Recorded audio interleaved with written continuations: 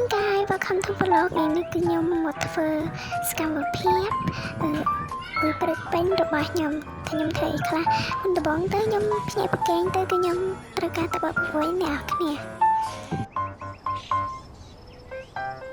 បន្ទាប់ពីយើងបបព្រួយហើយគឺយើងធ្វើការទម្ងិចទឹកសម្អាតខ្លួនឲ្យបានស្អាតអ្នកគ្នា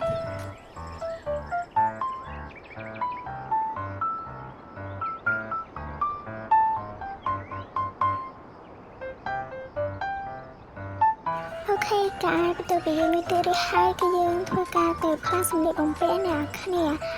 ដើម្បីរៀបចំខ្លួនទៅផ្សារ Yes បន្ទាប់ពីផ្លាស់សម្លៀកបំពាក់រួចហើយគឺយើងធ្វើការទៅអង្គុយមើលទូរស័ព្ទតិចតួចអ្នកគ្នាឥឡូវខ្ញុំមកមើលមេឃសិន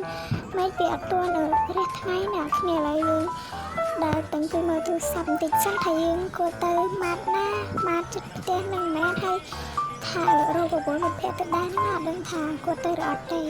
ឡូវយើងឆាប់ទៅបបួលមិត្តភក្តិរបស់យើងតែមិត្តភក្តិខ្ញុំអត់ទៅណាគ្នាអញ្ចឹងហើយខ្ញុំទៅតែឯងក៏បានដែរឥឡូវយើងចាប់ផ្ដើមដើរទៅណាគ្នាពិសាអីម៉ាត់នឹងនៅជិតផ្ទះខ្ញុំដែរក៏តែខ្ញុំមកថាខ្ជិលដល់ណាគ្នាអញ្ចឹងហើយគឺខ្ញុំជិះឡានទៅហ្មងទៅពិសាតែខ្ញុំខ្ជិលទៅផ្សារណាគ្នាបើខ្ញុំត្រូវទៅម៉ាត់ដើម្បីទិញម្ហូបស្រាប់ណាមើលមិនគឺវាអត់ទាន់រះថ្ងៃណាគ្នានៅសល់តិចទៅវារះថ្ងៃចាដល់ពេលតែយើងចេញឡានទៅគឺមិនរះថ្ងៃល្មមឥឡូវយើងចាប់ផ្ដើមទៅម៉ាត់ណាគ្នាគឺម៉ាត់ដូចផ្ទះខ្ញុំទេតែខ្ញុំខ្ជិលដល់ហ្នឹង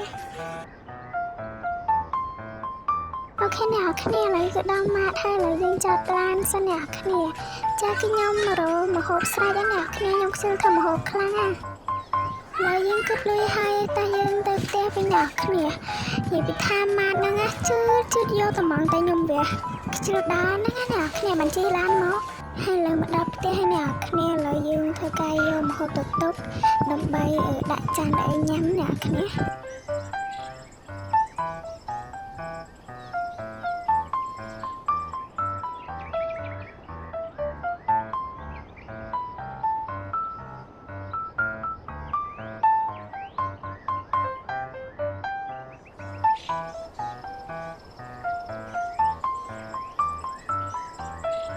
ចាអ្នកគ្នាឥឡូវគឺមកដល់ក្នុងផ្ទះហើយណាឥឡូវយើងធ្វើការរៀបចំបាយហូប